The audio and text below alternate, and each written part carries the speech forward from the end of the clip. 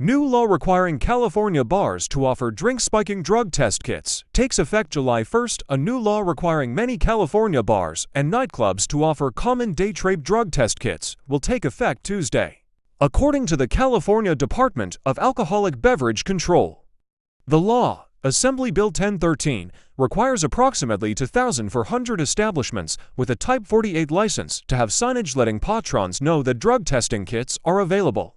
Type 48 licenses are issued to bars and nightclubs and authorize the sale of beer, wine, and distilled spirits, according to the department.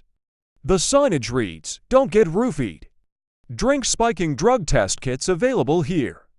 Ask a staff member for details. The drug testing devices will either be offered for sale at a reasonable price or be given to customers for free, according to the department.